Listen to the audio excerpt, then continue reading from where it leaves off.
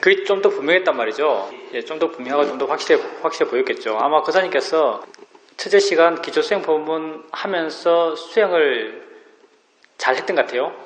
마음이 끼어있고 활기차게 첫 시간 수행을 잘 하셔가지고 마음의 힘이 좋았던 것 같아요. 그래서 나가서 걸을 때도 그런 좌선할 때 첫 시간 수행했던 그 수행의 힘이 자연스럽게 이어져서 마음이 끼어있고 활기차고 관심있고 이런 상태가 되니까 알아진 대상과 함께 있는 무엇, 정의하기 힘든 우리가 이제 그걸 아는 마음 이름 붙이고 있죠. 알아진 대상을 알고 있는 듯한 느낌. 그런 것이 거사님께서 아는 거라고 묻지 않더라도 자연스럽게 있는 거잖아요. 사실은 마음의 힘만 어느 정도 임계치랄까요? 임계치를 넘어서면은 아는 마음을 아는 것도 그게 쉬워요. 수행 초반기에는 이제 아는 마음에 대한 이해가 약하니까 마음이 좋을 때 아는가 물어봐라. 마음이 좋을 때 아는가 물어봐라. 이렇게 하잖아요. 근데 사실은 우리 수행은요, 수행을 1년 하고 2년 하고 3년 하면 점점점 마음이 좋아져요. 근데 여기서 또 문제가 뭐냐면 내가 마음이 좋아지더라도 내가 마음이 좋아진 걸 몰라요. 근데 나는 그냥 어떤 측면에서 평소 살아가면서 가끔 수행하고 해나가지만 어떤 측면에서는 내가 맨 처음 수행 시작할 때랑 지금 뭐 그렇게 다르지 하면 또 잘 모르겠다는 생각이 들어요. 사실은요. 내가 맨 처음 수행할 때랑 지금 뭐 그렇게 다르지? 라고 하면 잘 모르겠다는 생각이 들죠. 왜냐하면 내 마음에 대해서 내가 객관적으로 판단할 수 없기 때문에 그래요. 내 마음은 수치화할 수 있는 게 아니기 때문에. 근데 우리가 이렇게 처음에는 아는 마음을 이해하지도 못했고 안다는 것 물어봐야 처음에는 공허했고 근데 어느 순간 마음이 좋아져서 아는가 물으면 안다는 느낌이 있었고 그리고 또 묻다가 어떨 때는 마음이 안 좋으면 아는가 물어도 또 공허해지고 또 마음이 좋아지면 아는가 물으면 또 안다는 게 이해되고 그렇게 해나가다가 또 어느 순간부터는 아는가 묻지 않아도 아는 마음을 계속 알 수 있어요. 알아진 대상과 함께 있는 무엇이 계속 느껴져요. 잘 될 때는 이렇게 됐다가 또 안 될 때는 또 안 되죠. 근데 또 어느 순간부터는요. 아는 마음을 이해하려 하면 이해 안 될 때가 없어요. 어느 순간부터 또 아는 마음을 이해하려 하면 이해 안 될 때가 없거든요. 그렇게 이 아는 마음이라는 주제를 갖고도 우리 마음은 계속적으로 이렇게 좋아지고 있어요. 이렇게 좋아지고 있지만 사실 그때 그 순간순간 시간을 잘라서 보면은 그 순간순간은요. 내 마음이 얼마나 좋아졌지 하면 잘 모르겠어요. 그러니까 수행을 할 때 내 마음이 얼마나 좋아졌다, 내지는 내 마음이 얼마나 나빠졌다, 내지는 얼마나 번뇌가 줄었다 이런 건 별로 의미가 없어요. 수행은 그냥 해나갈 뿐이지요. 해나갈 뿐이지 수행의 결과물을 갖고 결과적 측면에서 수행을 판단하는 것은 의미가 없는 것 같아요. 하여튼 거사님께서 그렇게 첫 시간 수행을 열심히 하셨고 그렇게 수행을 잘 하셨기 때문에 마음이 좋았고 마음이 좋아서 아는가 질문하지 않더라도 아는 마음이 쭉 알아졌을 거예요. 아는 마음이 쭉 알아진 거 그게 알아참이 이어지죠. 그때 거사님이 상태를 돌이켜보면요. 모르겠어요. 거사님이 그때 아는 게 계속 알아진다고 주목했기 때문에 그 마음이 위치와 어떤 느낌을 가졌을지 모르겠어요. 그때 위치와 느낌 느껴지는가요? 위치가 됐든 느낌이 됐든 거사님에게 뭔가 알아진다는 건 사실 관념이거든요. 거사님이 자기 개입이 좀 되고 아는 마음이라는 자기 자각이 되면서 마음의 힘을 좀 쓰기 때문에 그게 그 느낌을 어떤 느낌으로 관념을 시켜요. 사실 관념이 들어가면 마음의 질은 떨어지거든요. 근데 위치가 없었기 때문에 위치가 없었다면 그만큼 더 보기 쉬웠을 거예요. 관념이 들어가면 또 내 마음에 힘이 들어가거든요. 위치 없이 볼 수 있었다면 더 쉽게 봤을 거예요. 점점 더 그렇게 쉽게 봐요. 수행은 익숙하면 익숙할수록요. 점점 더 쉬워져요. 그 사람님 생각을 볼 때도 아는 마음을 보세요. 보려고 하세요. 느낌 알듯이 느낌을 아는 마음이 알듯이 생각을 아는 마음이 아는 듯한 느낌이 있는 거예요. 그 사람님 마음의 힘이 굉장히 좋기 때문에 그래요. 근데 생각 같은 경우는요. 느낌과 좀 다르거든요. 물론 생각을 아는 마음이 있어요. 생각을 아는 마음을 이해하려면 이해가 돼요. 그것 또한 하나의 어떤 이해 방법이죠. 근데 이거 각자 개인적인 성향이 다르겠지만 생각도 마음이거든요. 생각도 마음이잖아요. 아는 마음이 아는 것과 생각하는 마음이 생각하는 것은 같은 성격이라면 이상하지만 둘 다 마음의 작용이에요. 근본적으로 똑같아요. 그래서 내 개인적인 어떤 수행적 입장에서 말한다면 각자 우리 다 다르게 수행하니까요. 내 개인적인 입장에서만 말한다면 나는 생각을 아는 마음을 보는 것은 보려고 해야 봐요. 주로는 그런 것 같아요. 보려고 해서 보고 아니면 뭐 전체적으로 안다고 알아갈 때야 생각도 그냥 한 개 대상이요. 전체적으로 안다고 알아갈 때. 그러니까 안다는 것에서 전혀 주목하지 않으면서 수행해 나갈 때는 생각 또한 하나의 대상이요. 근데 생각을 약간 주목해서 볼 때 생각을 안다고 이해하려고 하면 그건 내가 하는 거예요. 나의 노력으로. 근데 생각하는 것이 마음이라고 이해하는 건요, 아주 자연스러워요. 사실 그렇게 수행해 왔었거든요. 이건 각자 개인적 어떤 성향이 다를 수가 있어요. 난 생각 같은 경우는요, 마음이 생각한다고 이해하는 것이 주된 이해 방향이에요. 마음이 하지? 라고 이해하는 것. 마음을 안다고 이야기보다 마음이 한다고 마음 쪽을 이해해요. 그게 내게는 더 자연스러워요. 예, 신기하다면은 그때 수행하는 마음이 굉장히 좋았던 거예요. 조금 전에 거사님 체험했던 게 훨씬 더 수행이 자연스러울 거예요. 점점 그렇게 수행이 자연스럽게 가는 거예요. 그리고 그렇게 자연스러운 수행 과정에서 관심이 생겨나요. 거사님이 그때 아는 마음이 있다는 것, 아는 마음의 존재성, 이렇게 존재한다는 것, 이렇게 하고 있다는 것에 대해서 관심이 있었을 거예요. 좀 신기하다, 이상하다, 어떻게 가능하지? 이런 관심이 있었잖아요. 이런 관심 또한 거사님께서 관심 들르게 생긴 게 아니고요. 저절로 생겨나요. 지혜가 저절로 생기는 것이거든요. 관심이 저절로 있다는 것이 지혜가 저절로 있는 것이에요. 지혜가 저절로 있기 위해서는요. 지혜가 저절로 있기 위한 마음의 조건이 필요해요. 마음의 조건이 저절로 생겼단 말이에요. 다 저절로 가는 거예요. 이렇게 저절로 되어 나갈 때는요. 나라고 하는 게 필요 없어요. 나라고 하는 것이 필요 없는 가장 결정적 요인이요. 지혜예요. 어제도 말했지만 거사님이 계속 그렇게 관심 가지려고 그러고 관심 없으면 관심 일으키려고 그러고 그렇게 나갔어요. 알아차리면 저절로 태어나거든요. 알아차리면 그렇게 하면 돼요. 알아지는 대로 여러 가지 것을 알아가면 되는 거죠. 아는 마음을 알아가고 아는 마음의 작용성, 일어남, 있음 그런 것에 대해서 관심을 일으키려고 해나가는 것이 거사님의 노력의 방향이고요. 그런 관심이 자연스럽게 되어나가면서 나라고 하는 게 줄어들면서 수행이 점점 자연스러워지고 자연스러운 과정에서 마음의 힘이 좋아지고 마음이 끼어있고 활기차고 가치가 느껴지고 이런 게 모두 다 저절로 돌아갈 거예요. 이렇게. 사실은 수행 주제가 아는 마음이란 말은 잘 안 쓰죠. 그렇게 사유도한테 말하면 야단받아요.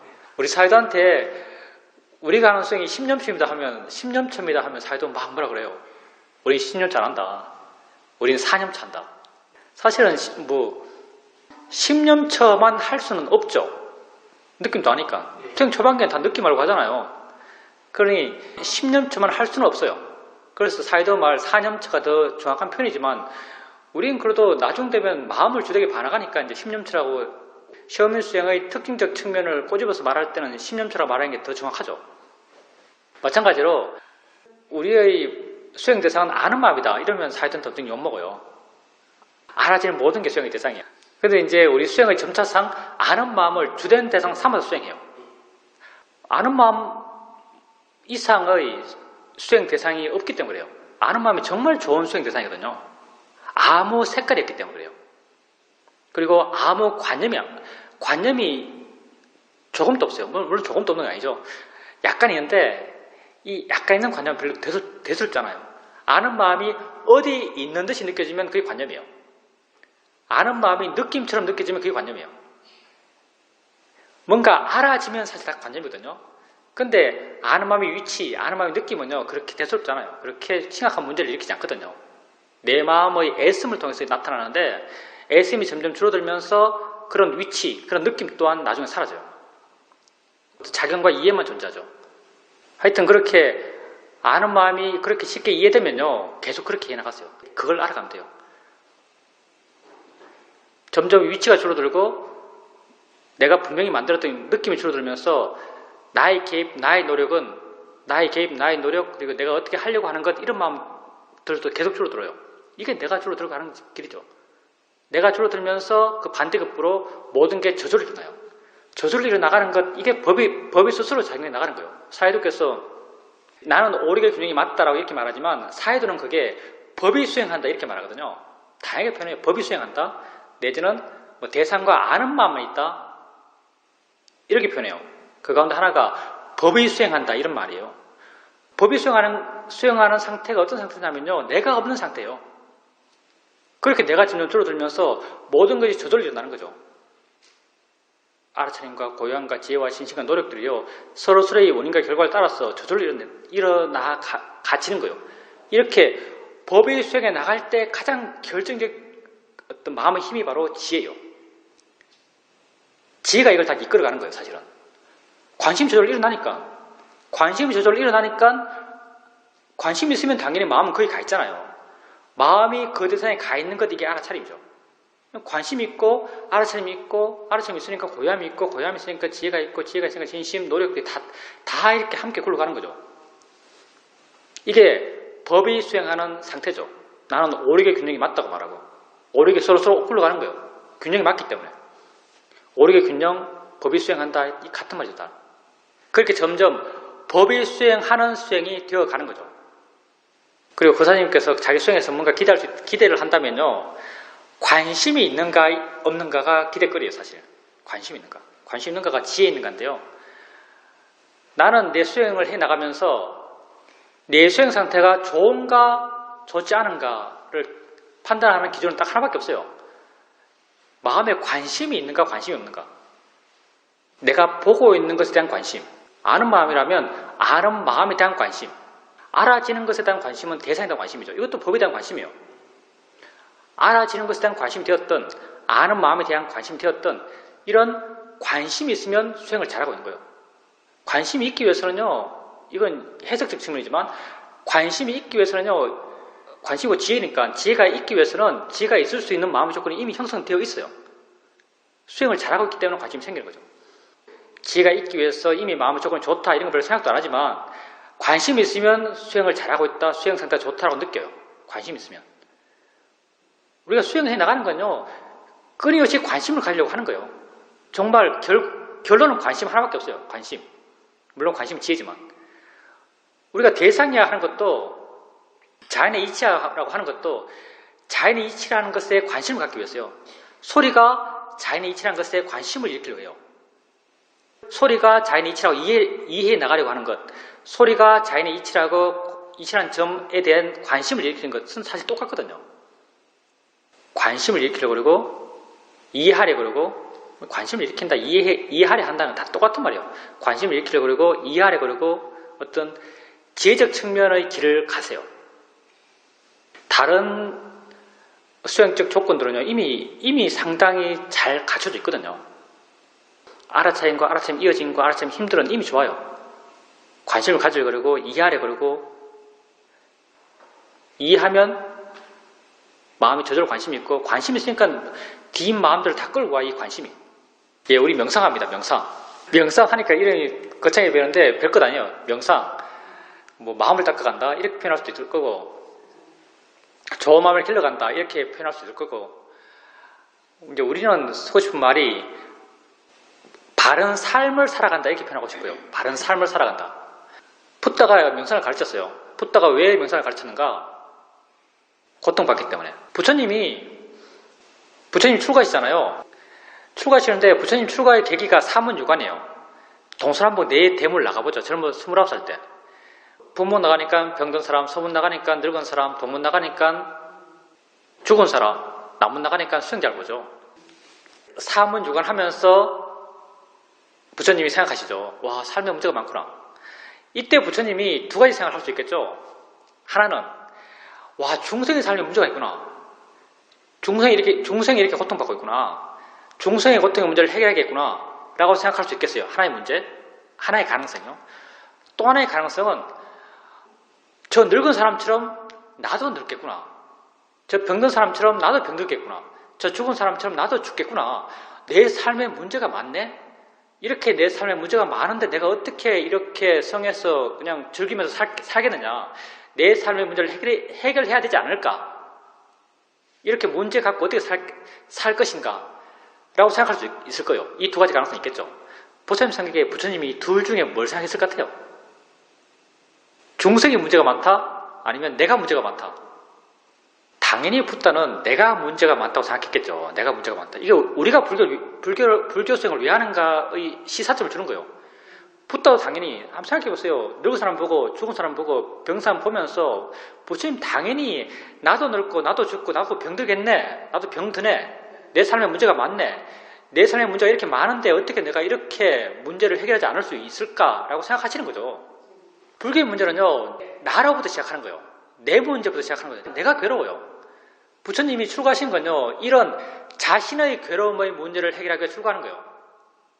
우리가 뭐 부처님을 신경과 하다 보니까 중생의 문제를 해결하기 위해 출가한다는데 그건 사실 말이 안 되는 거죠. 자기도 죽고 늙고 병든 게 해결이 안 됐는데 무슨 중생을 고민해요. 자기를 고민해야지. 그래 출가하세요. 자기의 고통의 문제를 해결하기 위해 출가하신 거예요. 그리고 그 고통의 문제를 해결책을 찾아다니시면서 결국은 찾으시죠. 찾아서 해결해요. 해결한 게 부처님의 해탈이에요. 그리고 부처님이 우리에게 어떻게 하면 너 삶의 문제를 해결할 수 있다고 우리에게 가르쳐 주는 거죠. 그게 우리의 수행이에요.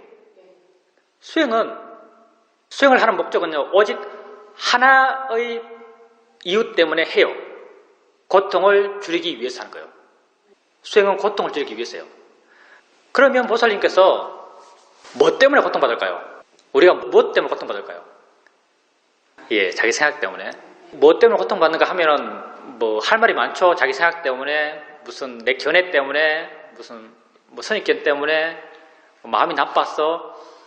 할 말이 많아요. 근데 이제 그 붓다의 가르침에 입각해서 붓다는요, 고통은 어디서 생기는가? 고통은 알면서 생긴다고 보셨어요. 뭔가 우리가 알기 때문에 고통받는 거예요. 이거 맞잖아요. 우리가 뭔가를 알면서 고통받는 거죠. 모르는 것이 어떻게 우리 고통스럽게 하겠어요. 뭔가 알면서 우리는 고통받는 거예요.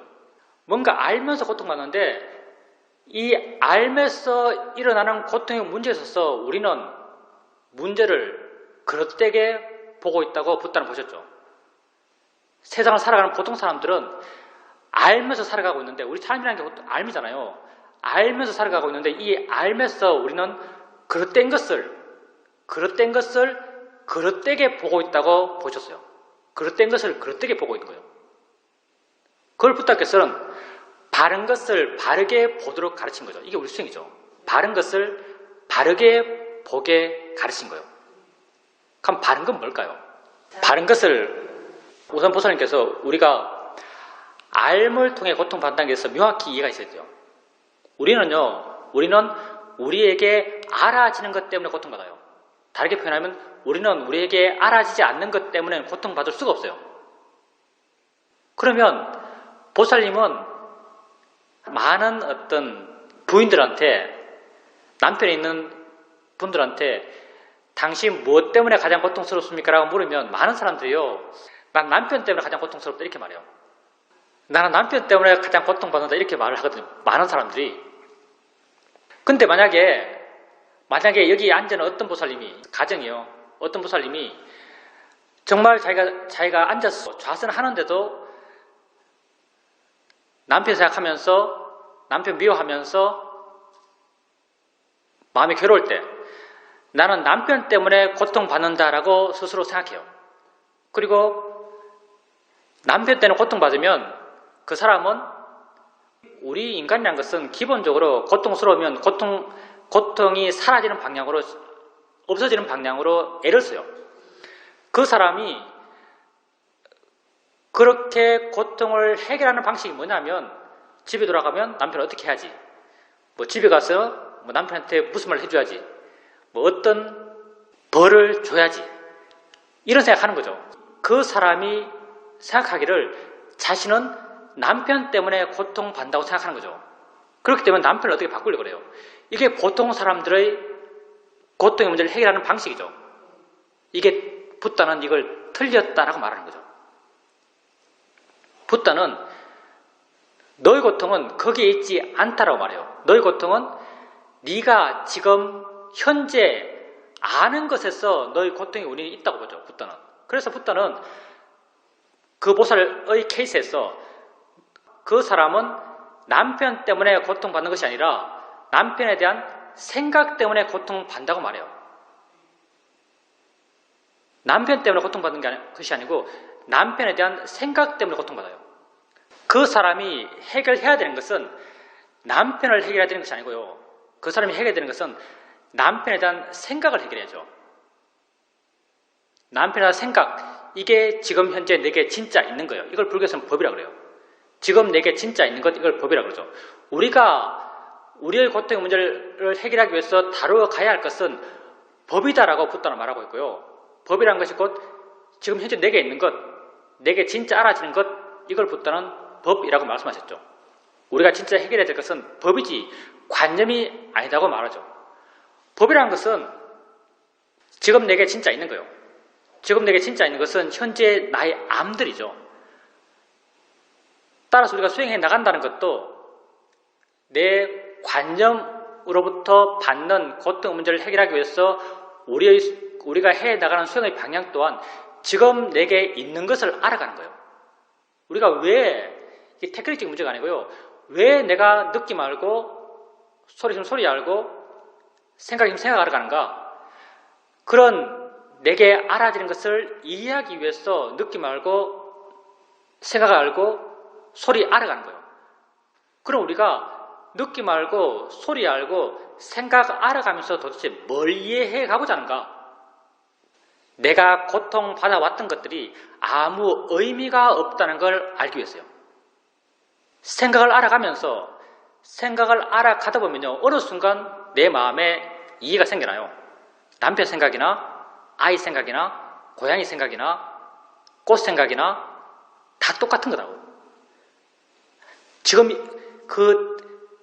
지금 현재 나의 체험이 똑같아요. 지금 현재 나의 체험이 똑같다라는 게 무슨 말이냐면 진짜는 똑같다는 말이에요. 남편 생각이든 아이 생각이든 고양이 생각이든 꽃 생각이든 지금 현재 나의 체험은 똑같아요. 이 똑같은 체험에 내가 다른 반응을 할 필요가 없다는 걸 어느 순간 깨달아요. 소리 들으면서 새 소리든 바람 소리든 자동차 소리든 이 모든 소리들은 들리는 걸로 꼭 같다고 어느 순간 이해해요. 내가 고통받아왔던 것들은 새 소리 때문에 고통받았고 자동차 소리 때문에 고통받았고 시끄러운 소리 때문에 고통받았는데 내가 이건 고통스러운 것이라고 내가 정의했던 이것들이 다 무의미함을 어느 순간 깨달아요. 다 그냥 소리일 뿐이라고. 이런 이해가 생기기 위해서 우리가 소리를 알아주며 나가는 거죠. 느낌 알아가는 것, 엉덩이 느낌, 소리 느낌, 아픈 느낌, 괴로운 느낌. 느낌을 알아가다 보면요. 어느 순간 깨달아요. 느낌이 정말 그냥 느낌일 뿐이구나. 좋아할 것도 싫어할 것도 괴로워할 것도 아니구나라는 것을 어느 순간 깨닫죠. 이런 이해를 통해서 그런 느낌이 만들어낸 관념, 소리가 만들어낸 관념, 생각이 만들어낸 관념으로부터 우리는 자유로워질 수 있어요. 그렇기 위해서 우리가 지금 이렇게 수행해 나가는 거죠. 그러기 위해서 우리의 수행의 방식이 현재 내게 알아진 것을 알아가는 거예요. 보살님이 수행을 안 해왔다 하니까 좀 더 수행 방법을 얘기한다면은 알아지는 것을요, 그 감각기관에 머물면서 아세요. 느낌은 피부에서. 그렇게 알았을 때 현재에 머물 수 있어요. 수행 처음 할 때는. 소리는 귀에서. 소리 있을 때 귀에서 소리를 아세요.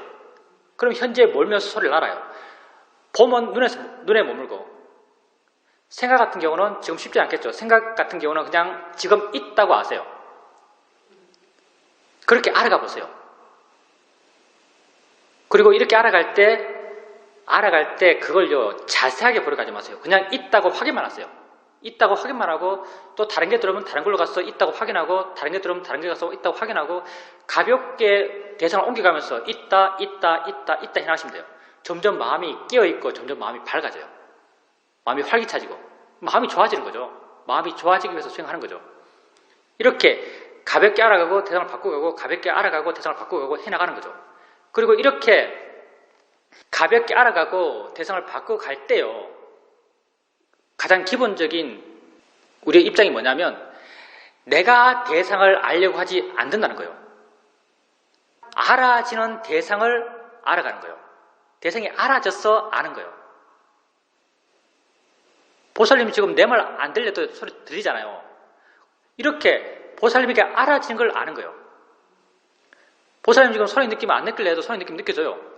느껴지는 느낌을 아는 거예요. 내가 소리 느낌 알려고 해서 아는 것이 아니고요. 알아지는 걸 아는 거예요. 이게 가장 기본적이에요. 우리 수행에서는 알아지는 걸 아는 것이지 내가 알려 해서 아는 것이 아니에요. 알아지는 것을 알면서 가볍게 알 수 있고 대상을 쉽게 바꾸면서 알 수 있다면요. 수행을 아주 바르게 시작한 거예요. 다시 한번 말하지만 이게 가장 중요해요. 알아지는 것. 그러니까 내가 알려서 아는 것이 아니고 알아지는 것을 알면서 대상을 가볍게 알고 다른 대상으로 쉽게 마음을 옮겨가는 것. 이렇게 알아가면 돼요. 이게 가장 기본적인 바른 우리 수행의 출발점입니다.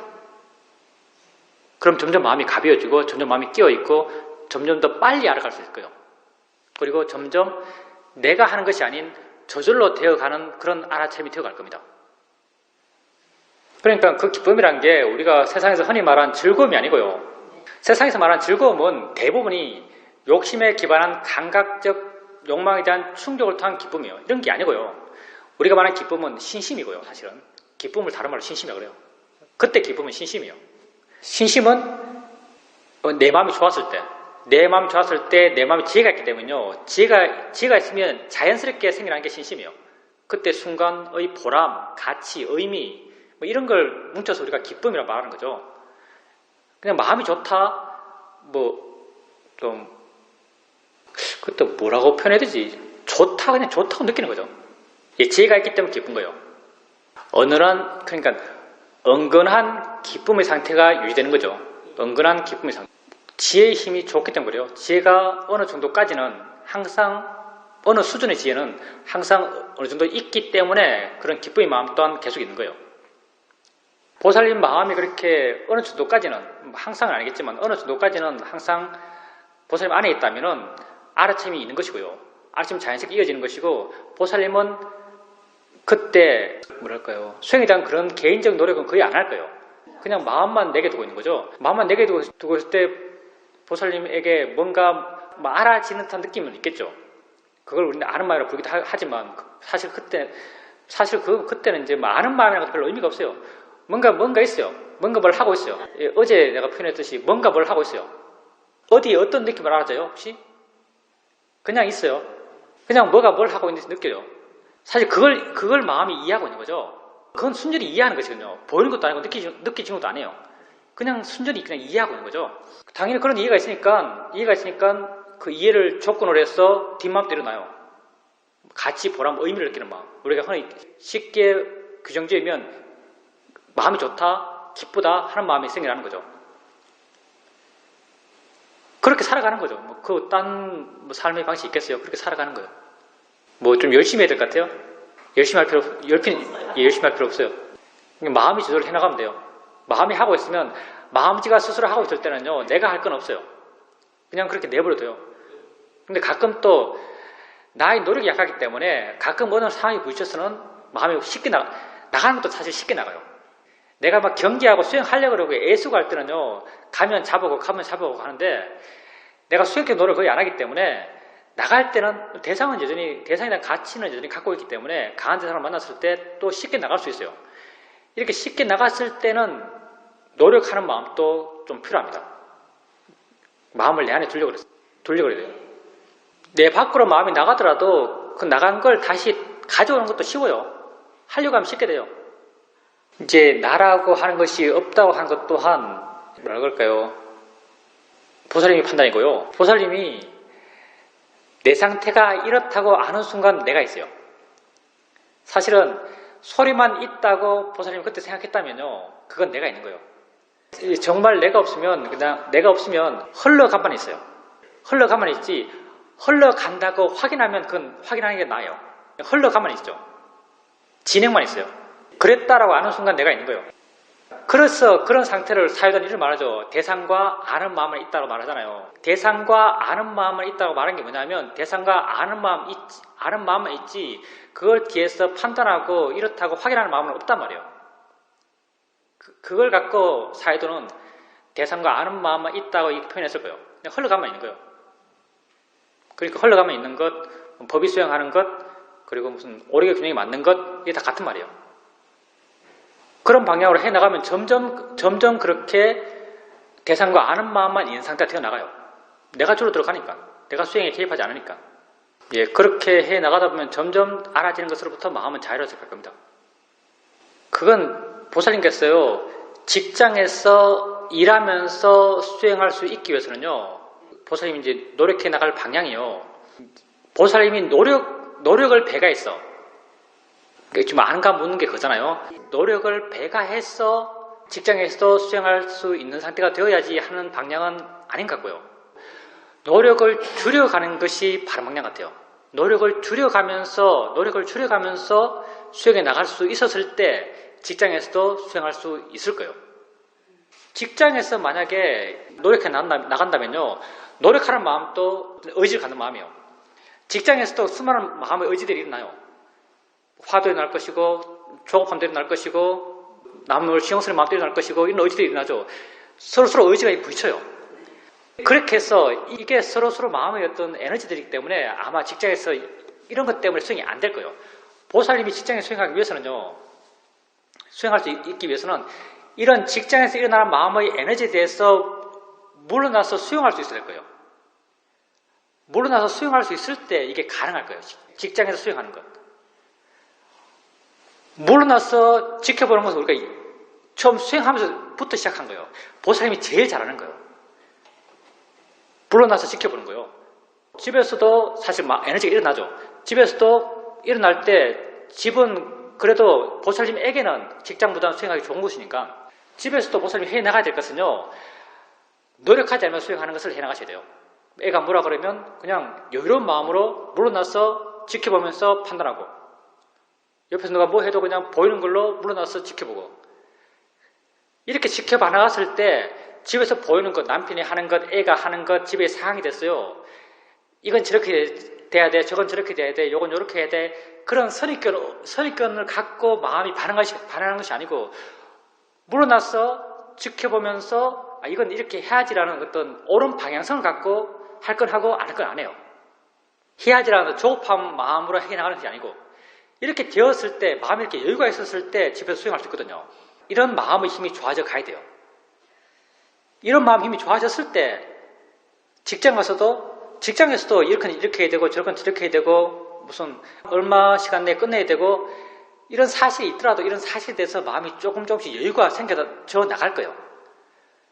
만약에 직장에서 노력으로 수행해 나간다면 그건 아주 피곤한 일이에요. 직장 생활도 피곤하지만 그때는 수행하는 것도 보살님 피곤을 가중시킬 거예요. 그럼 너무 힘들죠. 그래서 보살님께서 직장에서 일하면서 수행할 수 있기 위해서는요, 물론 나는 그 힘이 더 강해져야 돼요. 모든 것을 수용하고 인정해주고 할 수 있는 마음이 되어나가야죠. 물론 쉽지는 않지만 이 방향이 계속 힘을 키워갈 수 있는 방향이고요. 노력은 힘을 키워갈 수 있는 방향이 아니에요. 노력은 점점 애쓰의 방향이고 점점 더 힘들어져 가는 방향이에요.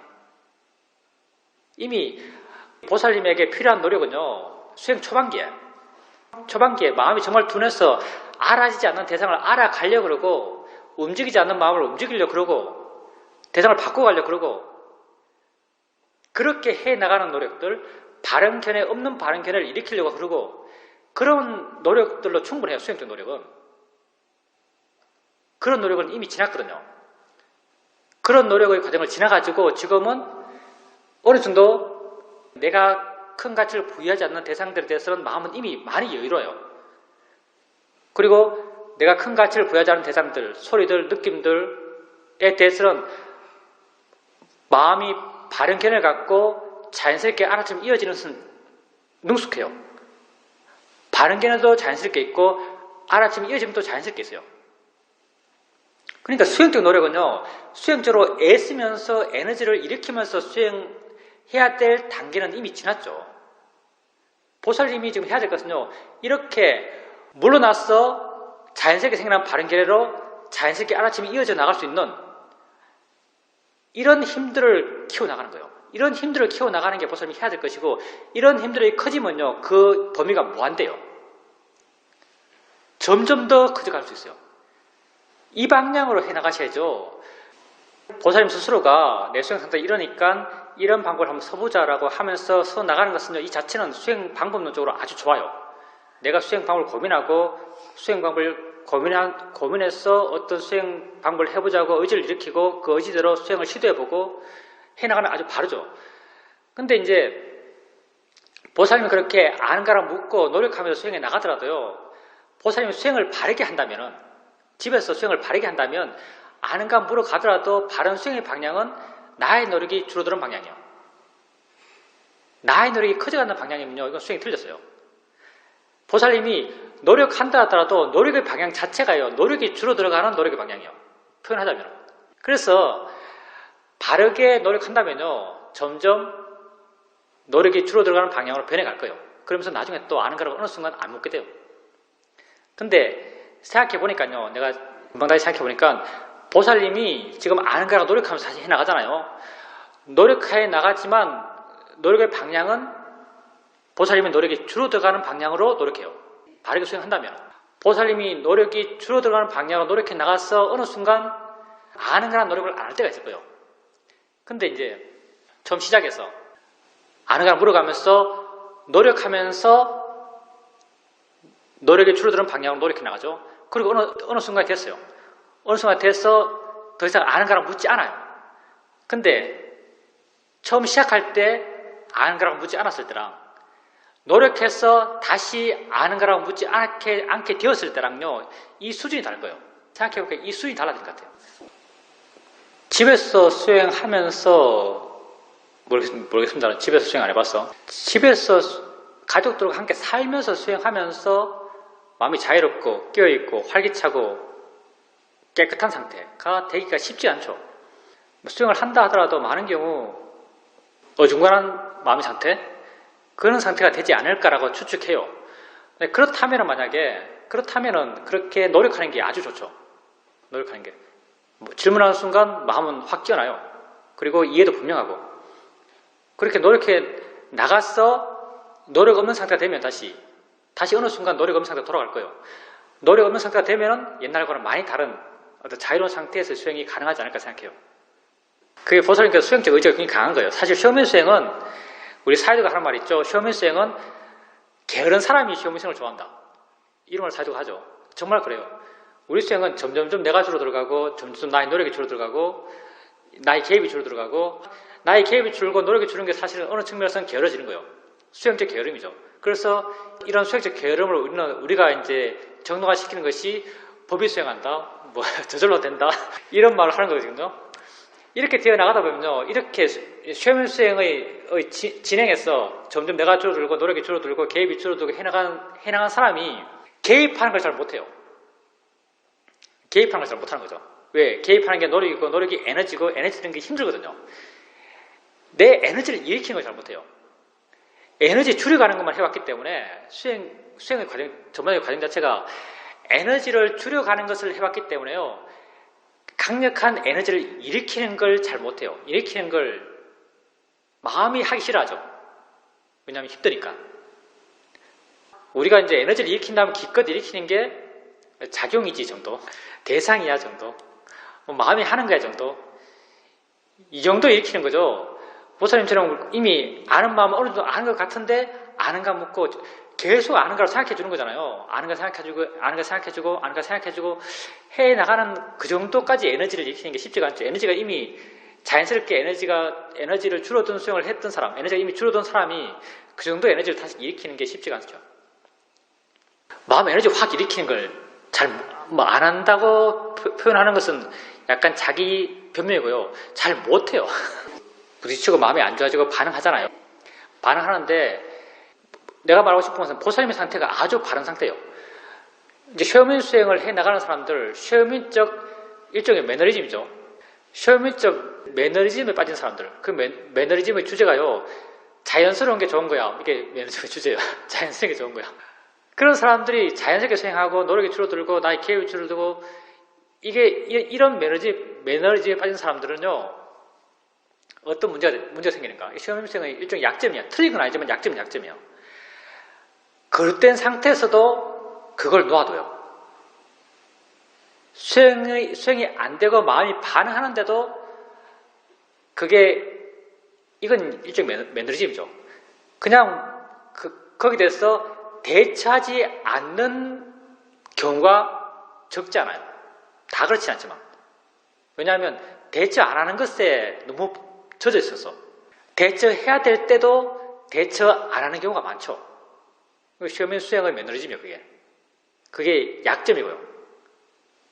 근데 이제 보살님은 나름 그 약점을 좀 노력으로 극복하고 있는 거죠. 노력해야 되는데 시험인 수행하는 사람들 자연스럽게 좋은 거야? 개입하지 않는 게 절대 선이야? 이런데 물드는 사람들은요, 노력해야 될 때도 노력하잖아요. 그 노력이 개입이죠, 사실은. 근데 개입이 필요한 거죠. 노력해야 될 때라는 것이 개입해야 될 때요. 근데 개입해야 될 때도 개입하지 않는 경우를 많이 겪죠. 그렇게 자연스럽게만 수행해 나가고 노력이 줄어드는 그 방향으로만 수행했던 사람들. 이 경우는 보살님이 맞는 거예요. 보살님은 노력해야 될 때 노력하고 계신 거죠. 자연, 우리 밖에 있는 자연들, 뭐 산, 나무, 별, 달, 우리 밖에 있는 자연들도 물론 원인 결과를 따라서 움직이고 있어요. 다 원인 결과고 다 그것도 일정 측면 자연의 이치란 말에 포함되겠죠. 이치대로 돌아가고 있으니까. 근데 이제 우리는 불교라는 학문을 하잖아요. 불교는 별로 스케일이 안 커요. 붓다는 별로 스케일이 큰 분이 아니에요. 붓다는 자기만 다뤄요. 자기 세상만 다루는 거죠. 붓다가 말하고 있는 세상은 18개잖아요. 18개라는 게 눈과 보이는 것과 안식, 귀와 들리는 것과 이식. 18개라는 게 다 내가 아는 세상이죠. 나의 알미예요. 붓다의 세상은요, 나의 알므로 구성된 세상, 이게 붓다의 세상이에요. 붓다는요, 나의 알므로 구성된 세상 이외의 세상은 관심이 없어요. 왜냐하면 붓다가 해결하고 싶은 것이 고통의 문제였기 때문에, 고통은 알면서 생겼기 때문에. 그래서 붓다의 세상은요, 알므로 이루어진 세상이에요. 고통은 다 여기 있으니까. 그냥 붓다의 모든 그런 무아니, 무상이니, 고니, 이런 모든 이론적 전개들, 이론적 이야기들은요, 다 각자 개인이 아는 세상에서 이야기해요. 이게 전 우주적 이야기 아니거든요. 불교는 스케일이 별로 안 커요. 내가 아는 세상이 모든 것이다라는 것이 불교적 입장이에요. 따라서 이게 무아라는 것, 자연의 이치라는 것, 자연의 이치라는 것이 내 밖의 세상의 자연의 이치는 물론 그게 자연의 이치지만 불교는 다루질 않고요. 불교가 다룬 자연의 이치는 다 내 암과 더불어 일어나는 것, 보살님 표현으로 나의 몸과 마음에서 일어나는 것, 이걸 자연의 이치라고 그래요. 이 불교에서 말하는 무아예요. 불교에서 말하는 무아는요, 내 알면서 일어나는 알의 속성들, 알면서 일어나는 알미 가능한 어떤 요소들, 구성 요소들, 보이는 것, 들리는 것, 느껴지는 것, 느끼는 것, 보는 것, 이런 대상과 마음의 작용의 일어남을 불교에서는 자연의 이치라고 말해요. 내가 하는 것이 아니고 저절로 하는 거예요. 자연의 이치라는 말을 풀었으면요, 내가 하는 게 아니고 저절로 하는 거예요. 저절로 하는 걸 좀 더 의미 있게 말하면 원인과 결과의 자연스러운 이어짐이죠. 저절로 되는 게 자연의 이치죠. 그러니까 눈 뜨면 보는 게 자연의 이치고 저절로 보니까, 소리 있으면 듣는 게 자연의 이치고 저절로 들으니까, 다음에 느끼는 게 자연의 이치고 저절로 느끼니까. 그래서 불교에서 말하는 자연의 이치는 내 암과 더불어 내게 일어나는 것을 자연의 이치로 반응하는 거예요. 그럼 왜 자연의 이치로 보라 했는가? 자연의 이치로 보는 목적이 뭐냐? 나는 내 알면서 고통받아요. 근데 내게 일어나는 알을 자연의 이치다라고 보게 되면요, 고통이 줄어들어요. 내가 하는 것이 아니고 저절로 일어나는 거야 라고 보게 되면요, 고통이 줄어들어요. 마음이 화내고 있을 때 고통스러워요. 이 화의 마음을 보면서, 화의 마음도 내게 알았잖아요. 화의 마음을 보면서 화의 마음이 일어나서 화내는 건 자연의 이치야. 있을만해서 있는 거야. 저절로 이렇게 하고 있는 거야 라고 보게 되면요, 화의 마음으로부터 마음이 좀 여유있게 돼요. 이걸 우린 물러난다고 말하죠. 물러나는 것처럼 느껴져요. 물러난다고 느껴지는 게 어떤 의미냐면요. 화로부터 받는 고통이 줄어들었기 때문에 물러나는 것처럼 느껴져요. 자연의 이치를 보게 되면 고통이 줄어들기 때문에 자연의 이치를 보는 거죠. 따라서 그런저로 자연의 이치란 건요. 삼라만상이 다 자연의 이치지만 불교에서 말하는 자연의 이치는 아주 좁은 폭에서 이야기해요. 내 암과 더불어 일어나는 것과 관련돼서 자연의 이치를 이야기하고 무아를 이야기하는 거죠. 그래서 우리가 수행할 때 우리가 알아차림 하는 것 자체가요. 내 암과 더불어 일어나는 것을 알아차림 하는 거예요. 알물 알아차림 하는 거거든요. 소리 있음, 소리를 알았기 때문에 소리가 있는 거잖아요. 소리란 것 또한 나의 알미예요. 소리를 알아차림해요. 느낌이 내게 알아졌어요.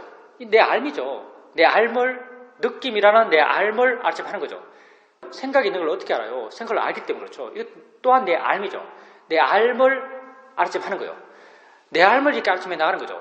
이전에는 내 알물 알아갈 때 견해가 바르지 않았기 때문에 나는 이 느낌을 내가 느낀다고 알았고 이 느낌이 고통이라고 알았고 이 생각이 고통스러운 생각이라고 알았고 이렇게 그릇된 견해로 바르게 보지 못했기 때문에 난 거기 빠져가지고 거기에 함께 쓸려가면서 고통받는 거죠.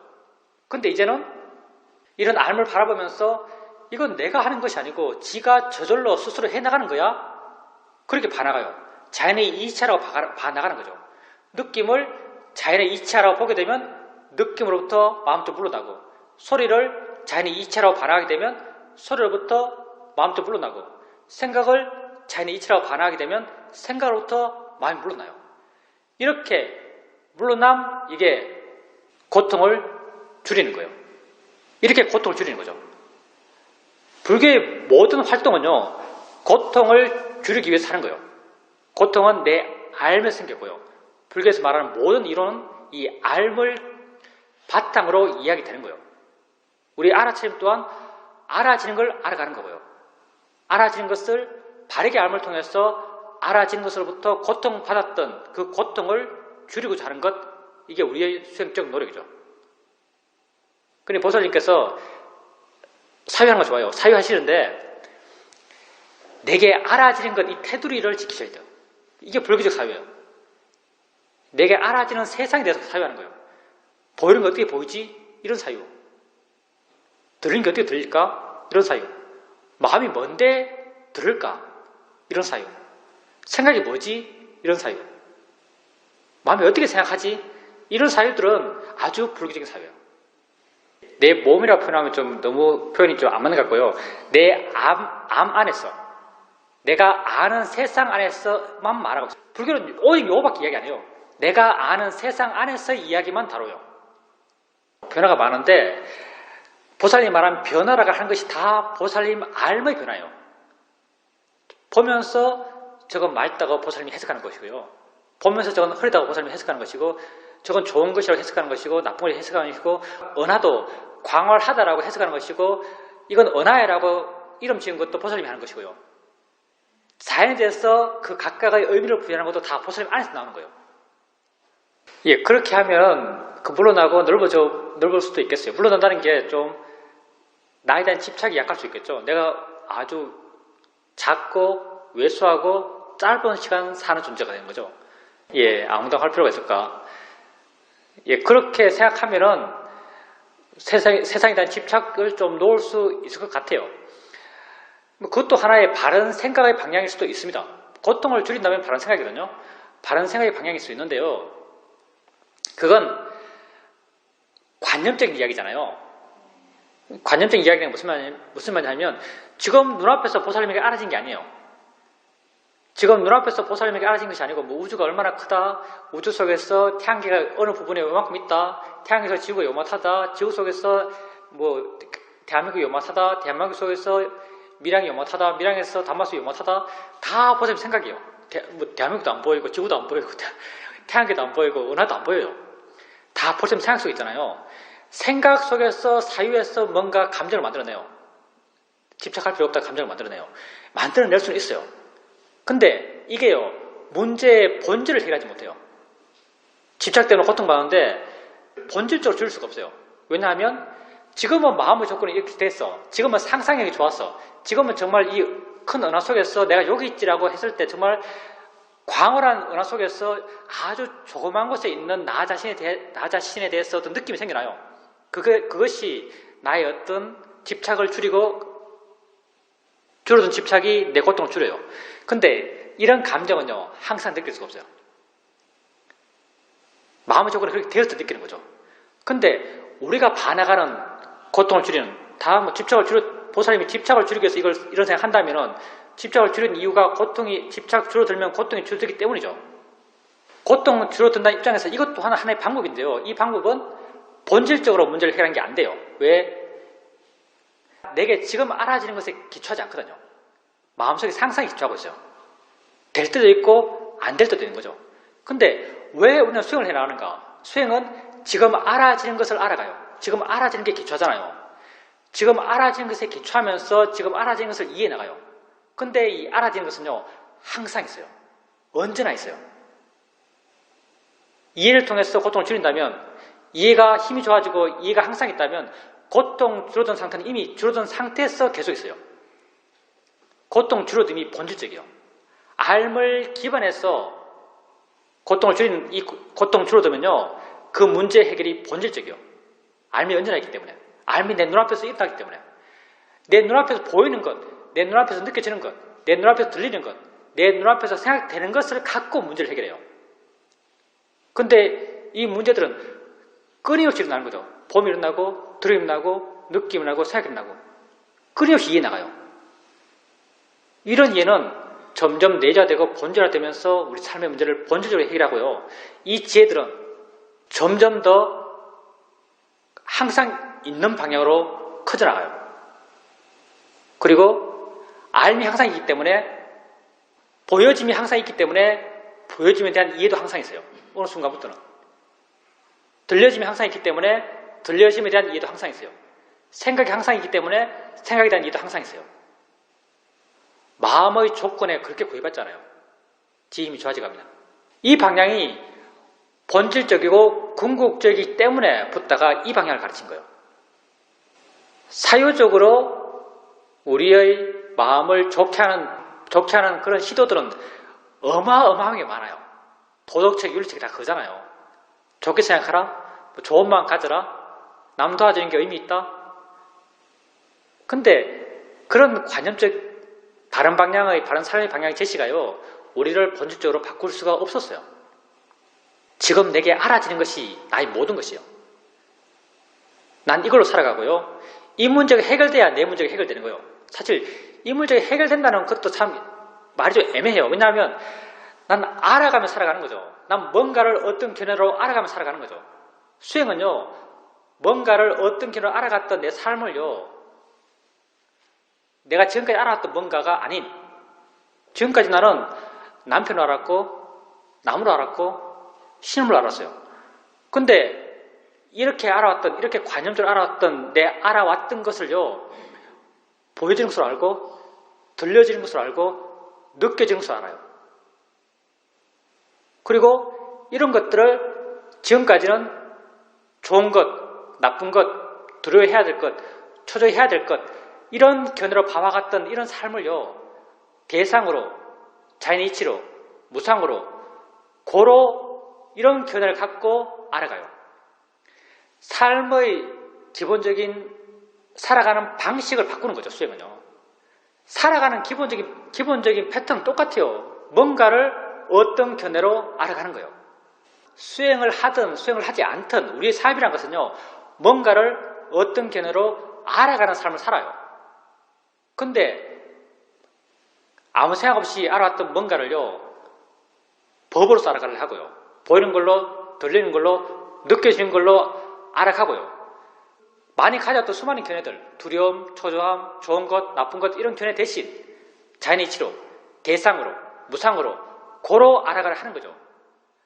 법을 바른 견해로 알아갔을 때 이런 살아가는 방식의 방향이 우리 삶의 고통을 본질적으로 해결할 수 있다고 붓다가 아셨기 때문에 우리에게 이걸 가르친 거예요.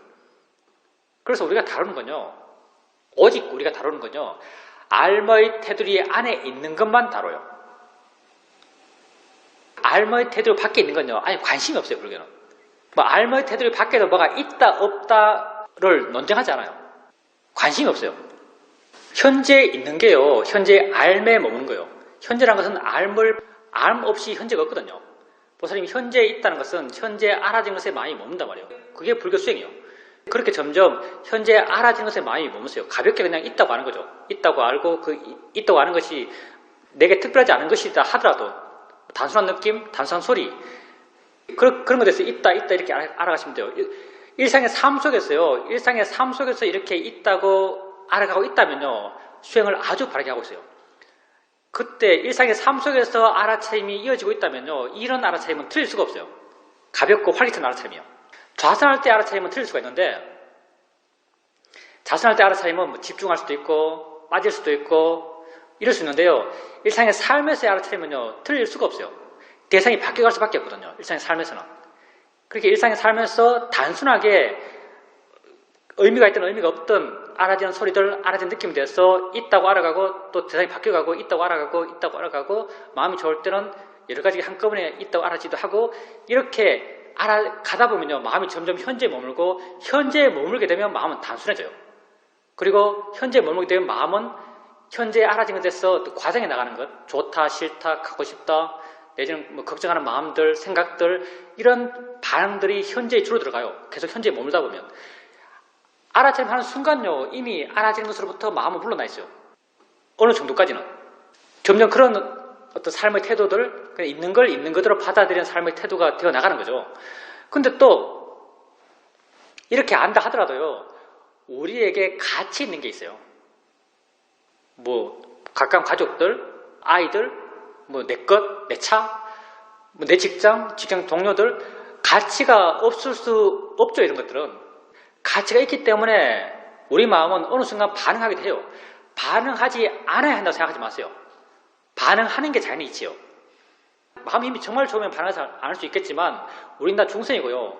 가치가 있고요. 가치에 반응해요. 가치에 반응했을 때 그 반응 자체도 내게 알아지는 거예요. 만약 그렇게 반응했을 때 반응하는 마음을 보면서 반응하는 마음을 있다고 알아갈 때, 이전에는 별로 내게 큰 가치 없는 느낌, 몽둥이 느낌, 뭐 손의 느낌, 뭐 바람 소리, 뭐 새 소리, 내가 좋아하고 싫어할 이유가 별로 없는 것들에 대해서는요, 있다고 알기 쉬워요. 처음 있다 알기 쉽거든요. 근데 이걸 통해서 있다는 알미 힘이 좋아지고, 그리고 이것에 대해서 마음이 물러나는 게 힘이 좋아졌을 때, 나중에는 어떤 사람 말 듣고 화났을 때 화에 대해서도 이렇게 있다고 알 수 있는 거예요. 이럴 때 화로부터 자유로워요. 화도 대상이거든요. 내 마음에 초잠이 생겼을 때 초잠도 그냥 있다고 알 수 있어요. 그때 초잠으로부터 마음은 물러나 있어요. 그냥 단순한 세소에 대해서 마음이 물러났듯이요, 초잠에 대해서도 마음은 이렇게 물러날 수 있어요. 그리고 또 내가 어떤 상황에 접해서 마음에 걱정이 났어. 걱정하는 마음이 걱정하는 생각을 많이 해나가고 있어요. 이 생각이 일어나는 것 또한 자연이치죠.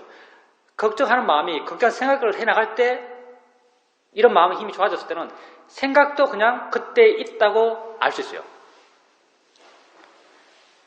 있다고 아는 순간 어떤 느낌이 드냐면요, 걱정하는 생각의 내용을 안 믿는 마음이 있음을 알 수 있어요.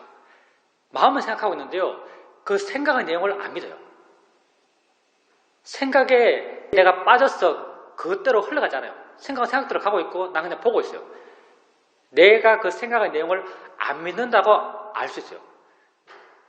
그러니까 수행을 한다 하더라도 현재 있고 단지 있다고 알아가지만, 있다고 알아가는 것에만 우리는 절대 머물 수가 없어요. 있다는 것을 지나서 마음이 반응하는 마음도 자연스럽게 일어나요. 그런데 이렇게 자연스럽게 일어나는 마음의 반응도 있다는 알의 이 구조에 넣을 수 있어요. 반응도 그냥 있는 거예요.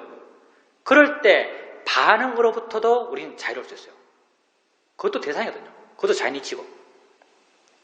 그러니까 그런 반응이 없어야 된다고 생각하지 마세요. 뭐 걱정하는 생각, 두려워하는 생각이 없어야 된다고 생각하지 마세요. 있으면 그냥 있는 거예요. 그것도 단지 있다고 아세요. 그러면 그것으로부터도 마음은 자유롭습니다. 이제 노력이 필요할 때는 노력을 해야죠. 아까도 말했지만 그게 더 발라요.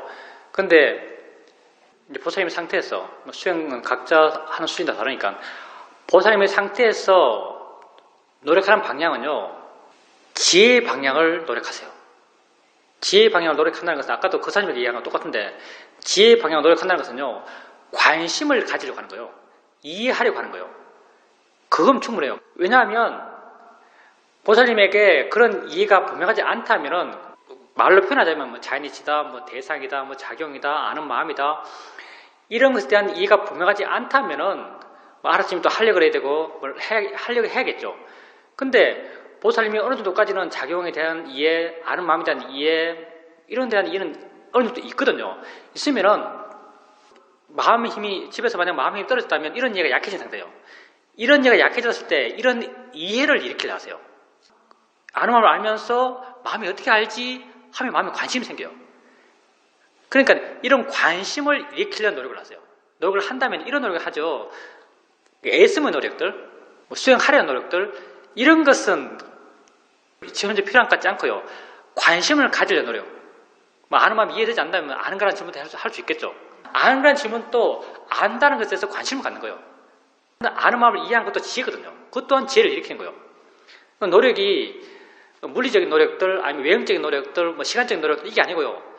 그냥 법에 대한 노력들, 관심을 가지려는 노력들, 이해하려는 노력들 이런 노력을 해나가세요. 그러면 자연스러워져 갈 거예요.